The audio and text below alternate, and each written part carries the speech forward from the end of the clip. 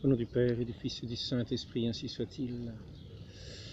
Je voudrais aujourd'hui vous faire prendre comme un bain de la foi, remettre certaines choses en place, donner certains éclairages qui ont peut-être été mis sous le boisseau. Nous avons vu dans les derniers entretiens ce qu'il en était de l'indifférentisme, qui s'est introduite comme une peste dans les esprits pour s'attaquer à notre foi. Et je voudrais dire, continuer ainsi en disant: malheur à moi si je n'annonce pas l'évangile, c'est-à-dire si je ne garde pas la parole de notre Seigneur, si je ne dis pas ces paroles de l'évangile qu'a prononcé notre Seigneur Jésus-Christ, si je n'y suis pas fidèle. Malheur à moi si je n'annonce pas l'évangile et si je laisse la lampe sous le boisseau. Nous voyons qu'il y a le semeur qui est venu semer. Comme il est dit, je pourrais lire ce texte. Le semeur est venu semer ses paroles. Et nous savons ce que le diable en a fait de cette parole.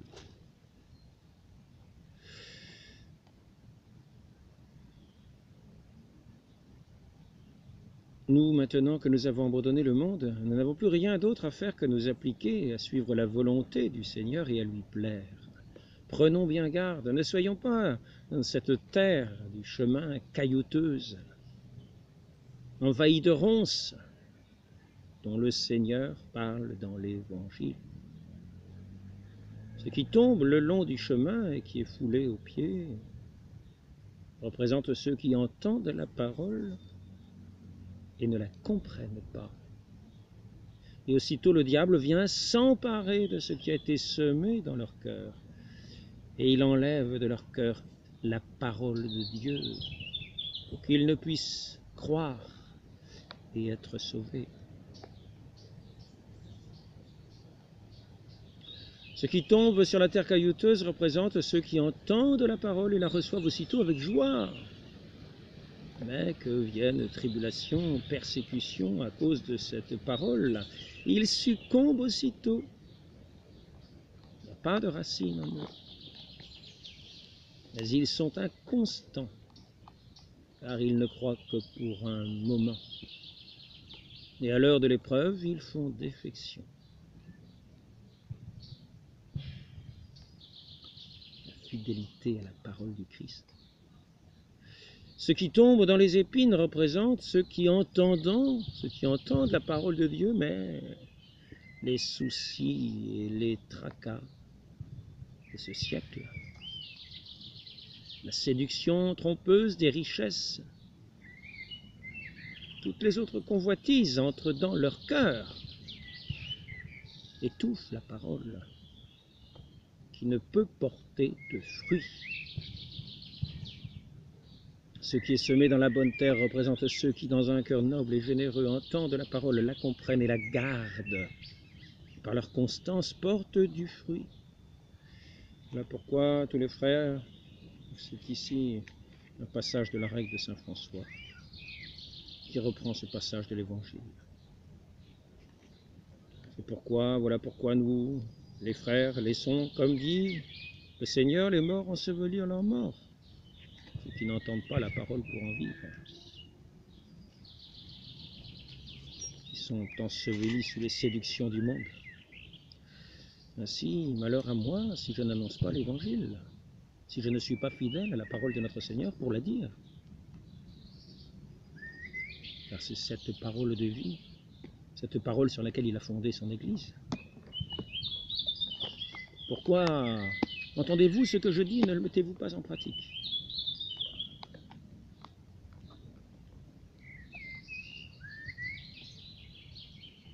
Ce ne sont pas ceux qui entendent la parole et la laissent comme cela, qui entreront dans le royaume des cieux en disant Seigneur, Seigneur. Ce sont ceux qui, entendant la parole, la gardent pour la mettre en pratique. Et ils sont semblables à ceux ainsi qui bâtissent sur le roc. Et les vents ont soufflé, les pluies sont venues, et et la maison qui était bâtie sur le roc de cette parole a tenu bon. Cette parole de celui qui est le Tout-Puissant, le Verbe éternel, la lumière du monde.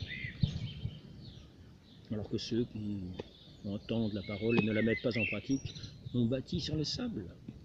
C'est ce que nous avons vu dans le dernier entretien avec ceux qui se sont laissés aller dans l'indifférentisme, qui n'ont plus cru en l'Évangile, qui se sont laissés à penser que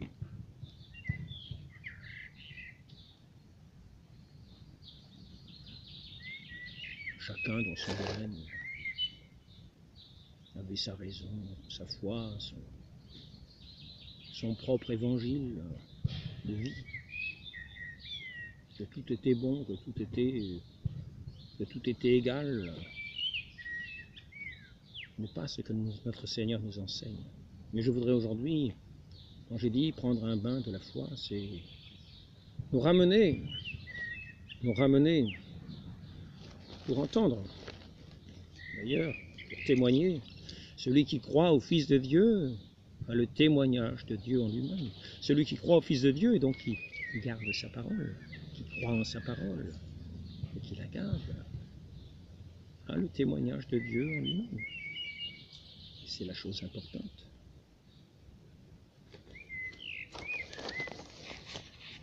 Donc je voudrais en venir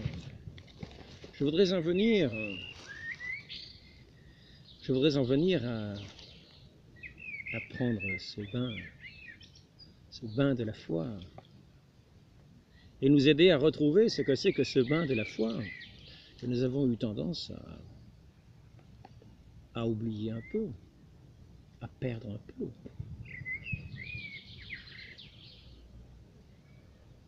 Ce bain de la foi.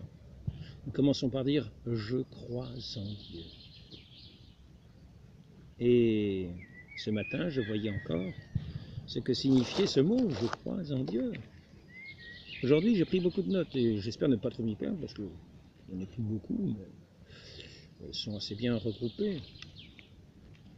Je crois. Celui-là croit qui s'est formé sur une vérité quelconque, une conviction et une certitude exempte de tout doute. Celui qui s'exprime ainsi, celle qui s'exprime ainsi, c'est notre Sainte Mère l'Église, dans son catéchisme de Trente. Celui-là croit qui s'est formé sur une vérité quelconque, une conviction, une certitude exempte de tout doute. Et lorsqu'il s'agit de la parole de Dieu sur lequel doit être bâti cet édifice, cette maison qui va résister à tous les vents et toutes les tempêtes, c'est-à-dire l'Église,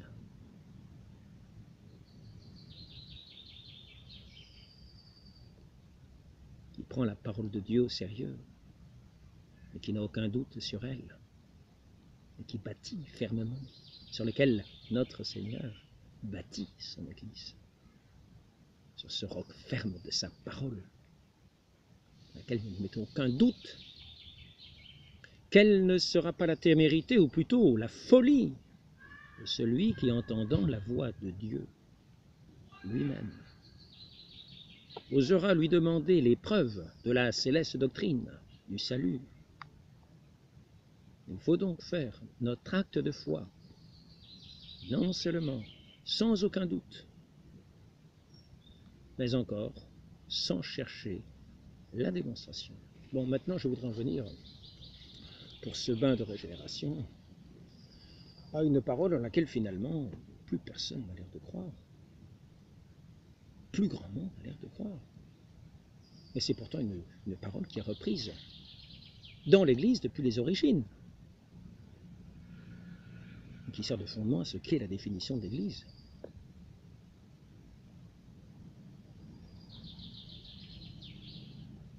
C'est une phrase simple, à la fois une source et un roc, qui est cette phrase de notre Seigneur Jésus-Christ. qu'il a le premier prononcé et que l'Église à sa suite, comme cette bonne terre, a pu faire germer et fructifier dans le cœur de ses enfants jusqu'à une époque récente. Ainsi, je voudrais en venir tout simplement à ce qui est le cœur de notre vie chrétienne, le fondement de notre vie chrétienne, la source de notre vie chrétienne. C'est notre Seigneur qui nous le dit. Comment peut-on entrer dans le royaume des cieux? Comment fait-on pour entrer dans le royaume des cieux? Notre Seigneur nous dit la chose suivante. Et ayons une oreille attentive pour y croire, car c'est le fidèle qui croit à la parole du Christ. Ceux qui n'y attachent pas d'importance ne sont pas les fidèles à la parole du Christ. Ils ne sont pas fidèles au Christ, ils ne rendent pas témoignage à Dieu le Père.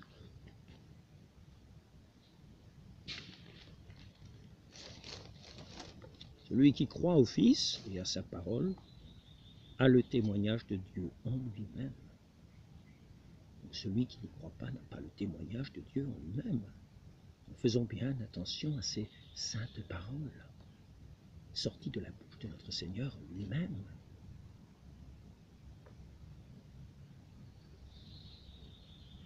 Ainsi, après avoir mis, je l'espère, un certain coup sur l'indifférentisme, je voudrais en revenir au cœur de notre foi. Notre Seigneur professe, tout simplement, et qui apparaît aux yeux de beaucoup comme étant un scandale. Et j'ose le professer, puisque c'est notre Seigneur qui la professe. Nul ne peut entrer dans le royaume des cieux s'il ne renaît de l'eau. Nul ne peut entrer dans le royaume des cieux s'il ne renaît de l'eau. J'en ai parlé déjà hier. Mais pour ceux qui ont un doute, j'ai voulu revenir sur ce sujet en donnant des détails. Notre Seigneur, dans sa phrase entière, dit s'il ne renaît de l'eau et de l'esprit. Mais qu'on retienne déjà pour le moment ce qui est contenu dans cette phrase, et qui est vrai et valable.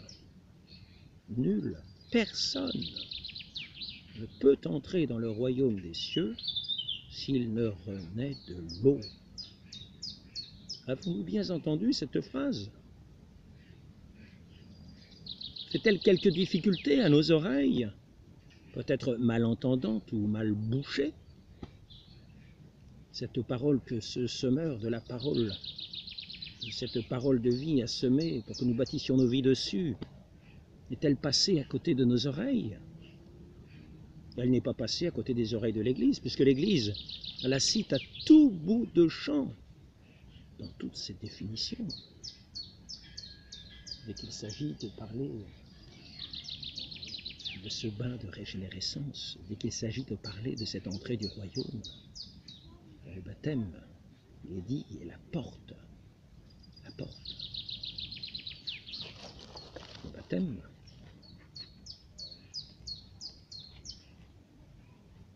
la première place de tous les sacrements est tenue par le saint baptême, qui est la porte de la vie spirituelle.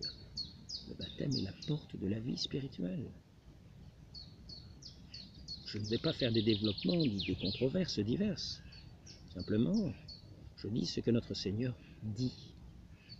Nul ne peut entrer dans le royaume des cieux s'il ne renaît de l'eau. Le baptême est la porte de la vie de ce royaume spirituel, et donc de cette vie spirituelle. Par lui, nous devenons membres du Christ et du corps du Christ, comme le premier homme. Et comme par le premier homme, la mort est entrée en tous, si nous ne renaissons pas par l'eau et l'esprit, comme le dit la vérité, on entende bien la vérité parler à notre oreille, ne rejetons pas sa parole, car tout ce que l'Église enseigne sur ces sujets-là est fondé sur cette parole. Et l'Église, qui connaît l'enseignement de notre Seigneur qu'elle a reçu de sa bouche, depuis le début, nous a dit qu'il s'agissait ici, non pas d'une eau mystérieuse, mais d'une eau naturelle et véritable. Que ce n'était pas une eau de la grâce, une eau vaporeuse, non, non, non, non, non. Notre Seigneur, tel que l'Église l'a entendu, s'est exprimé clairement sur ce sujet. Et il a parlé du saint baptême ainsi que l'Église nous l'enseigne depuis le début. Nul ne peut entrer dans le royaume des cieux s'il ne renaît de l'eau. Que voulez-vous y rajouter? Personne ne renaît.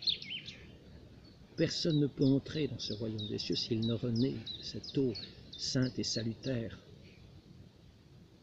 dans laquelle notre Seigneur s'est plongé lui-même en premier dans le fleuve du Jourdain.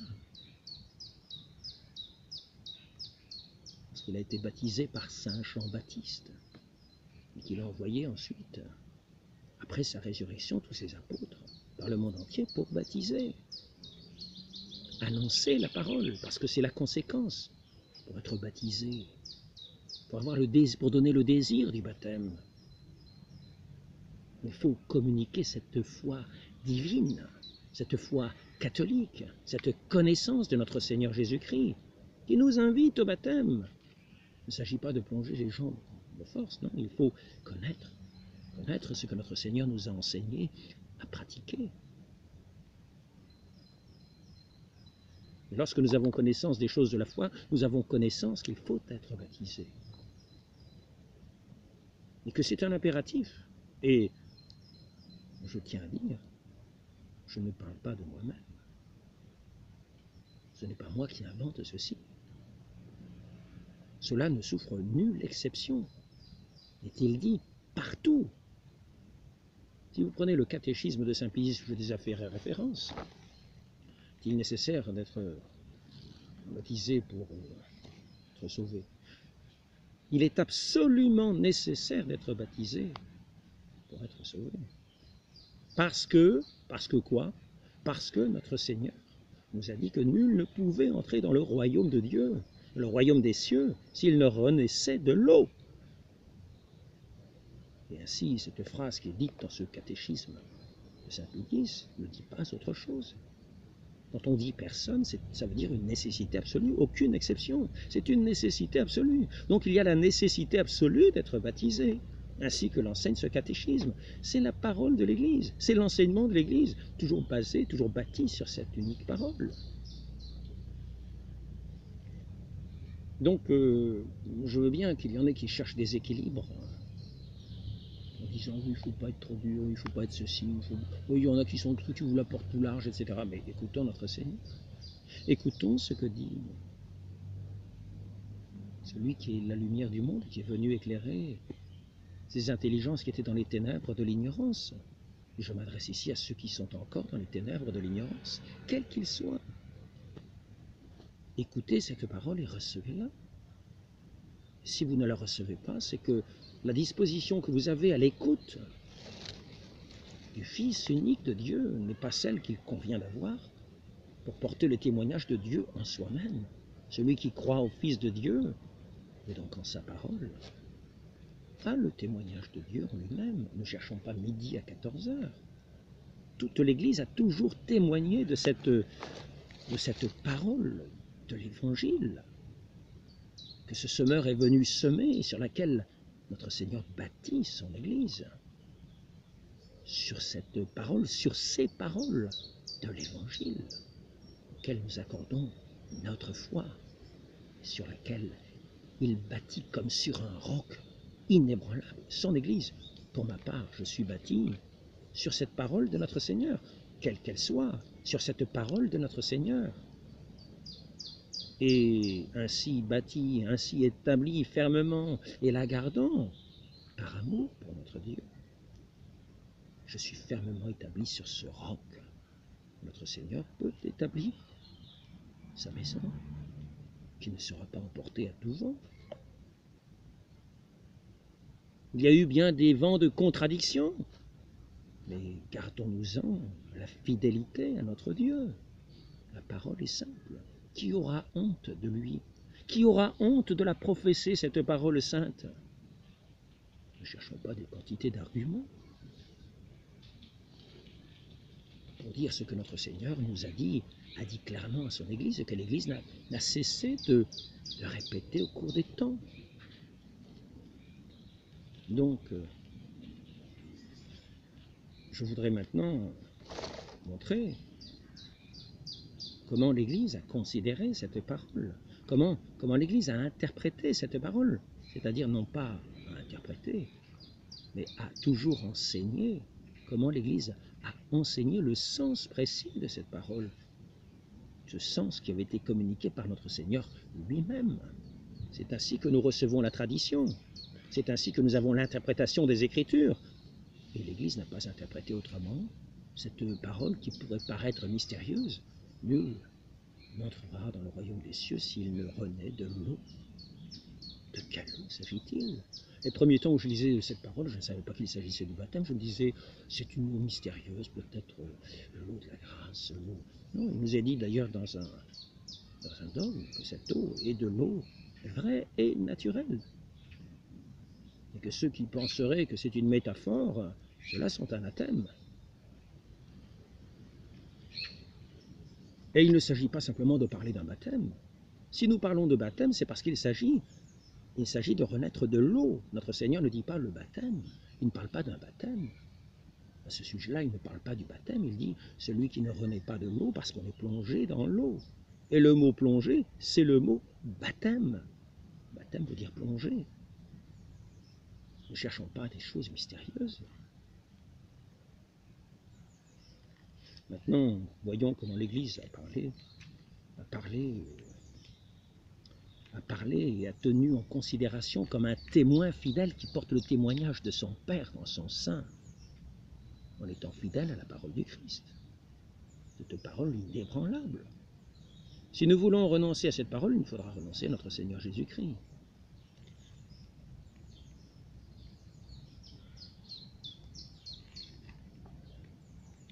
Voici pour ceux qui auraient des doutes sur cette nécessité. Voici ce que l'Église nous enseigne d'enseigner. Je voudrais dire que je vais parler surtout au sujet à partir de ce catéchisme de Trente. Et avant de parler du catéchisme de Trente, pour assurer que ce catéchisme de Trente n'est pas un livre diabolique et qu'il ne faut pas lire, je voudrais quand même dire ce que les papes en ont dit, les papes les plus assez récents encore. Ainsi, par exemple, si nous lisons tous les curés, là, oui, il s'agit de parler du catéchisme, tous les curés et tous ceux qui ont charge d'âme, feront le catéchisme aux fidèles dans un langage facile et adapté. Ils se serviront à cet effet du catéchisme du Concile de Trente, Acerbo Nimis, 1905, Saint-Pilice. Un beau témoignage en faveur de ce catéchisme. Donc il ne s'agit pas d'un livre hérétique, il ne s'agit pas d'un livre qui interpréterait mal ce que notre Seigneur nous a dit si clairement, qui ne souffre aucune exception. Personne. Il dit personne. Personne, c'est personne. Et donc maintenant, Léon XIII, 8 septembre 1899, nous recommandons également que tous les séminaristes aient entre les mains et relisent souvent le livre d'or, connu sous le nom de catéchisme du Concile de Trente ou catéchisme romain, dédié à tous les prêtres investis de la charge pastorale, remarquable par la richesse et l'exactitude de la doctrine, précieux abrégé de toute la théologie dogmatique et morale. Imaginez, quel éloge de ce catéchisme. Il faut quasiment que les séminaristes se connaissent par cœur, que ce soit vraiment la base de l'enseignement des pasteurs. Léon XIII, 1899, 8 septembre. Maintenant que j'ai fait l'éloge de ce catéchisme, je vais vous lire quelques petites phrases qui sont à l'intérieur, qui concernent ce baptême qui est si souvent décrié, que l'on veut trouver autant d'exceptions.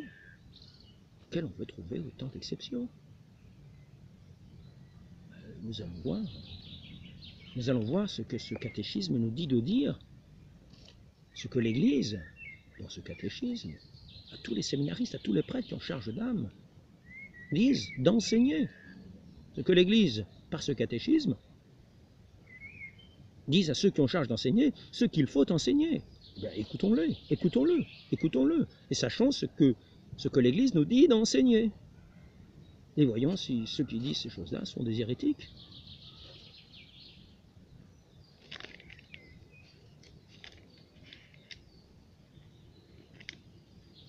Ce qu'il faut enseigner. Voilà l'enseignement qu'il faut absolument communiquer aux fidèles.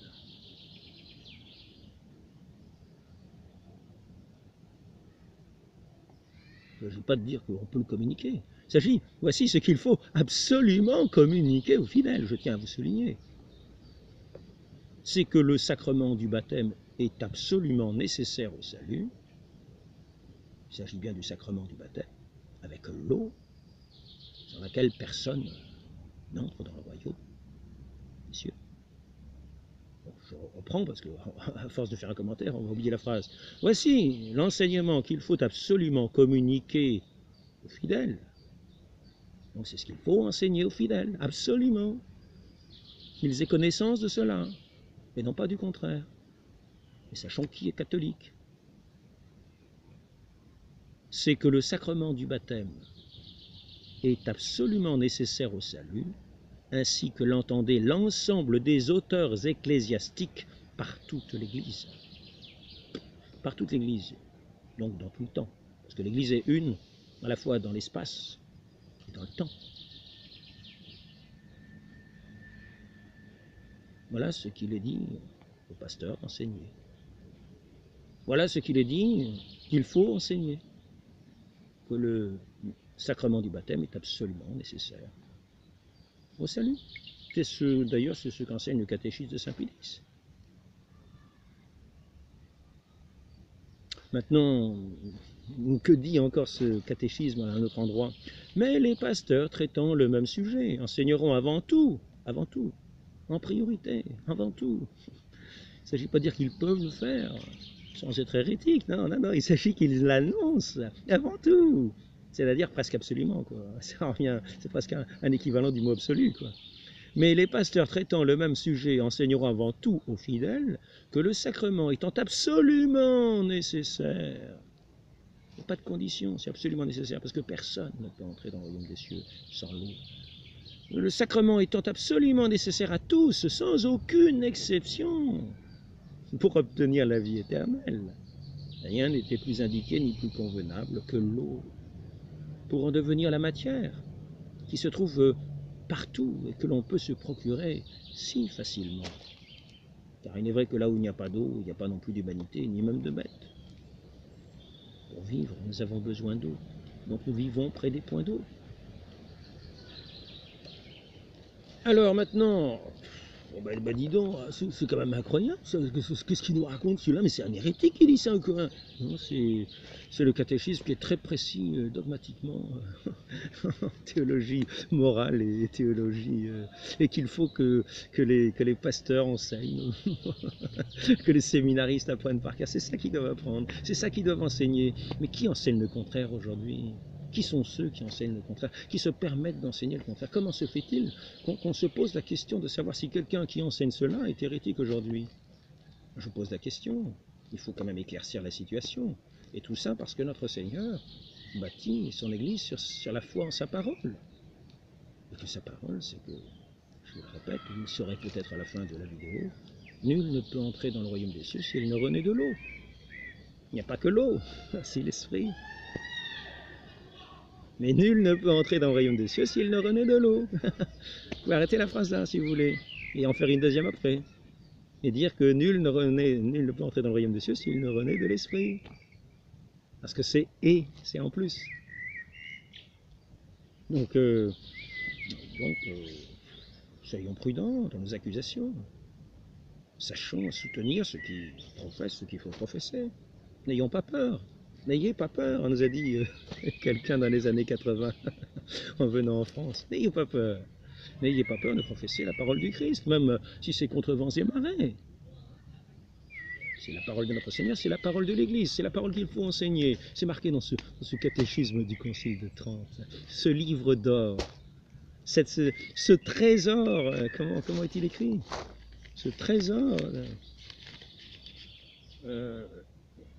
remarquable par la richesse et l'exactitude de la doctrine, précieux, abrégé de toute la théologie dogmatique et morale.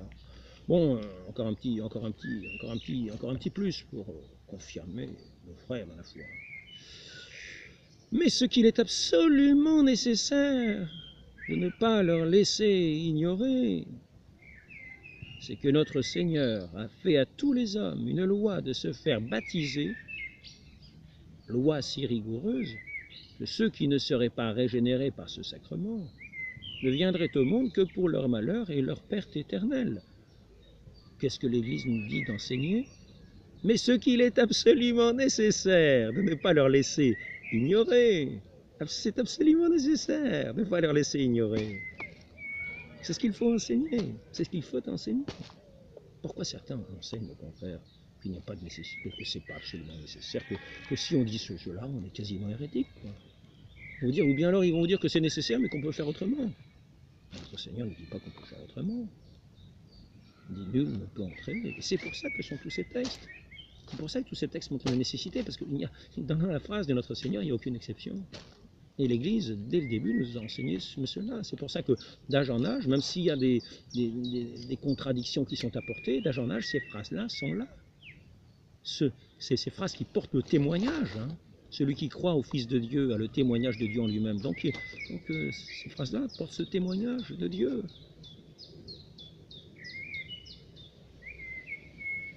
En étant fidèle à cette parole du Christ, du Fils unique de Dieu, qui est l'envoyé du Père, pour être notre lumière, pour nous enseigner.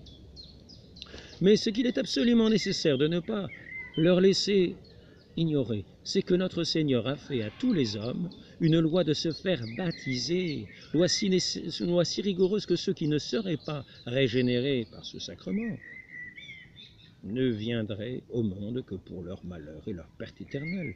C'est pourquoi, et voilà le pourquoi encore une fois, nous voyons que c'est sur cette parole que tout découle de cette parole.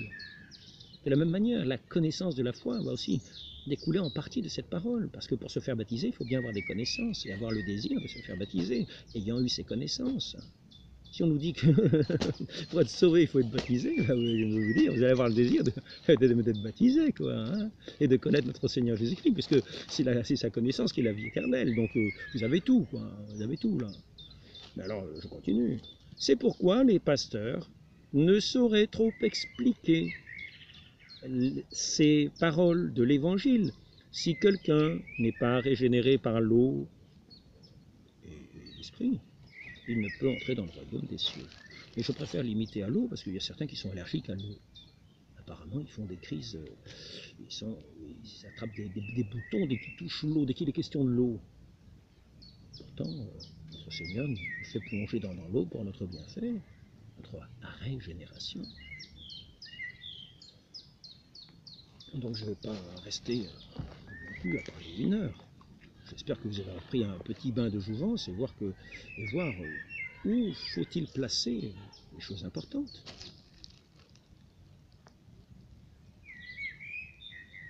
Il n'y a donc aucune honte à professer la nécessité absolue du baptême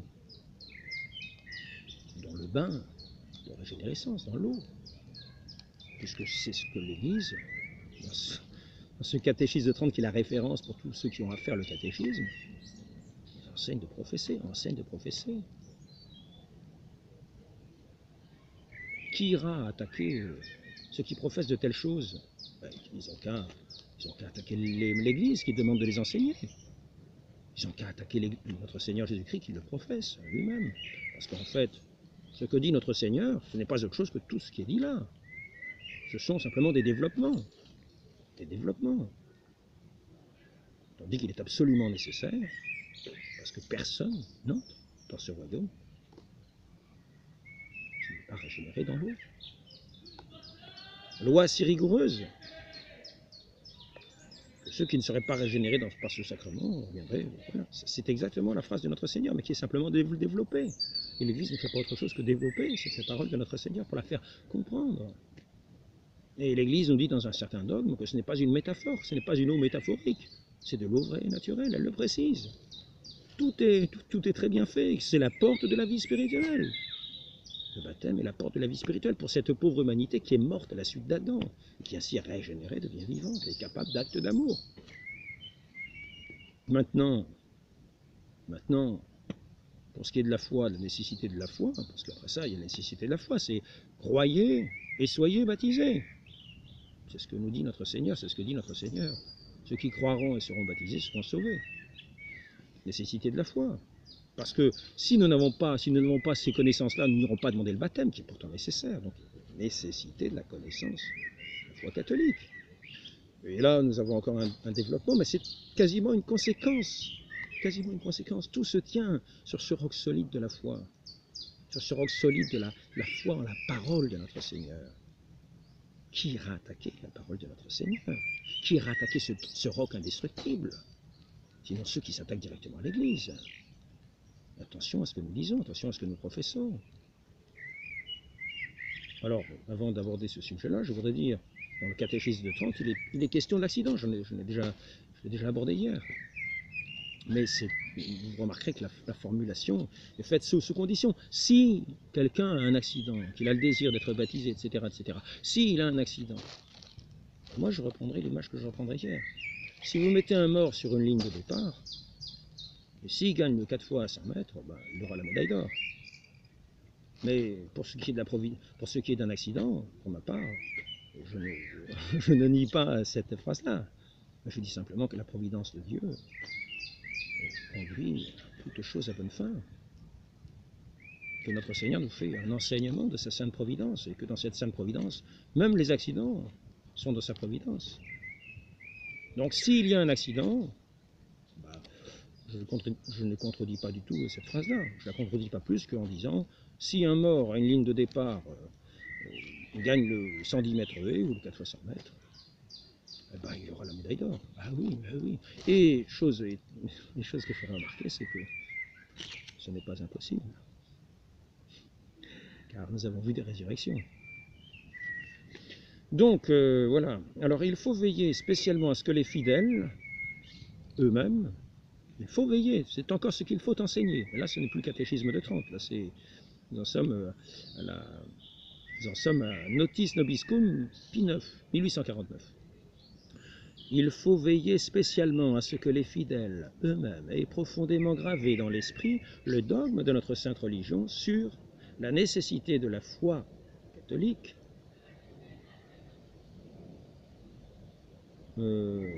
pour le salut. Voilà, c'est ça, nécessité de la foi catholique pour le salut. Cette foi catholique, il est dit ce que c'est, cette doctrine reçue du Christ est soulignée par les pères et les conciles et explicitement contenu dans la formule de profession de foi utilisée par les catholiques latins, grecs et orientaux. Et je pourrais même préciser ce que nous dit saint Vincent de Paul à ce sujet dans son petit catéchisme, parce qu'il ne faut pas oublier que saint Vincent de Paul était un petit peu après le concile de Trente et qu'il apprenait bien ses leçons. Et donc, il professait la même chose que ce qui était professé dans ce catéchisme, ou en tout cas dans ce concile. Donc, qu'est-il nécessaire de savoir et de croire? Est-il nécessaire que nous ayons la foi? Oui, si nous voulons plaire à Dieu et être sauvés. Qu'est-ce que la foi? C'est une vertu par laquelle nous tenons fermement pour véritable toutes les choses que l'Église nous propose de croire, parce que c'est Dieu qui les lui a révélées. Comme elle a révélé ce que je viens de vous dire. Sommes-nous obligés de croire tout ce que l'Église croit? Oui. Sommes-nous obligés de savoir tout ce que l'Église croit? Non. Y a-t-il quelques articles de foi que nous soyons obligés de savoir? Oui. Lesquels? Ceux qui sont contenus dans les symboles des apôtres et surtout les deux principaux qui sont de la Trinité et de l'Incarnation. Sommes-nous obligés de faire des actes de foi? C'est bien d'en faire souvent, mais dans certains cas, nous y sommes obligés, etc. Maintenant, pour ce qui est de l'ignorance, des gens qui sont dans cette ignorance, qui sont donc en dehors de l'Église, car étant ignorants, ils sont en dehors de l'Église, ils ne savent même pas qu'il faut se faire baptiser, ils ne peuvent pas avoir le désir comme cela. Et on peut attendre d'eux le salut, est-il dit, est-il enseigné. Et pourquoi peut-on attendre d'eux le salut? Parce que s'ils ne sont pas de mauvaise volonté, il y a parmi ceux qui sont dans cette ignorance qui n'est pas de leur faute, qui n'est pas coupable, des gens qui sont de bonne volonté, des gens qui sont de mauvaise volonté. Mais ceux qui entendront l'évangile annoncé alors qu'ils sont de bonne volonté, demanderont le baptême. Par conséquent, entreront dans ce règne, dans ce royaume des cieux, qui est déjà l'Église, ainsi que l'enseigne le catéchisme de Trente. Donc nous y voici. Je vous ai dit certains éléments. Maintenant, je pourrais bien en dire d'autres, mais je ne tiens pas à faire des développements extraordinaires. Quand on a dit cela, on a dit le principal. Il ne s'agit pas d'entrer dans des disputes, des querelles de petits textes ou autre chose. Il s'agit simplement d'être fidèle à l'Église qui nous a été communiquée, qui a sa source dans ces paroles de notre Seigneur Jésus-Christ, sur lesquelles notre Seigneur Jésus-Christ bâtit son Église, et de lesquelles découlent tous les enseignements de l'Église, comme nous le voyons. Comme nous le voyons. Ainsi, si quelqu'un n'était pas content de ce que je viens de dire, je tiens pour ma défense à dire la chose suivante. Si on veut me tirer dessus à la mitraillette, par exemple, à la mitraillette en sortant des quantités de textes, etc., je dis, excusez-moi, je me cache derrière un arbre. Si l'arbre est derrière moi, je me cache derrière un arbre. Et pour m'abattre avec votre mitraillette, il faudra d'abord dégommer l'arbre devant moi. Bon, maintenant, je tiens à vous dire, cet arbre qui est devant moi, c'est notre Seigneur Jésus-Christ. Car je ne fais que professer ce qu'il professe lui-même. À savoir que nul ne peut entrer dans le royaume des cieux s'il ne renaît de l'eau ou de l'esprit. Nul ne peut entrer dans le royaume des cieux, donc, s'il ne renaît de l'eau. Donc je suis derrière cet arbre. Ah, si vous voulez vous attaquer à moi, il faudra d'abord dégommer l'arbre. Et cet arbre, sachez que c'est notre Seigneur Jésus-Christ, c'est-à-dire l'arbre du salut. Donc si vous dégommez celui qui est l'arbre du salut, ne comptez pas sur le salut, mais allez plutôt dans les sables mouvants du modernisme et de l'indifférentisme, et vous y serez engloutis. N'ayant pas mis votre foi dans ces paroles divines, le Satan aura peut-être volé, afin que vous ne soyez pas sauvés, ou que dans ces paroles qui seront peut-être semées dans ces ronces des préoccupations mondaines que vous pouvez avoir. Ah oui. Il nous faut donc être attentifs. Il faut donc être attentifs. Refondons-nous sur ces paroles saintes. Refondons-nous sur ces enseignements de l'Église. Refondons-nous sur ce que l'Église nous demande de professer. Et ne disons pas le contraire. Nous ne faisons pas un scandale d'entendre ce que l'Église nous demande de professer. Demandons à notre Sainte Mère cet esprit de sagesse, cette grâce de Dieu qui donnera la lumière pleine à nos esprits, qui nous fera considérer le prix et la valeur des sacrements, le prix et la valeur de l'œuvre de Dieu dans sa création, qui agit dans sa création, par sa création, en utilisant sa création pour toucher nos esprits, nos cœurs, pour nous vivifier nos âmes, pour nous faire parvenir dans son royaume. Nous ne sommes pas des purs esprits. Et notre Seigneur est tout-puissant. Il est capable des plus grandes merveilles. Ayons confiance en lui. Ne nous posons pas de questions qui nous feront réfléchir en nous disant « Oui, quand même, vous vous rendez compte, et ceux qui sont en Chine, le bon Dieu est partout. Et il y a de l'eau partout. » Bon, maintenant, avant de conclure, je voudrais voir si je n'ai pas oublié un point ou l'autre.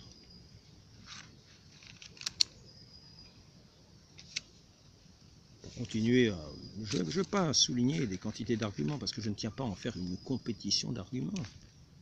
Je tiens à vous dire que, pour ma part, je me tiens fidèle à celui qui nous a enseigné ces paroles si simples, si claires, sur lesquelles l'Église a été bâtie, et qu'elle nous enseigne elle-même de continuer de professer, absolument, avant toute chose.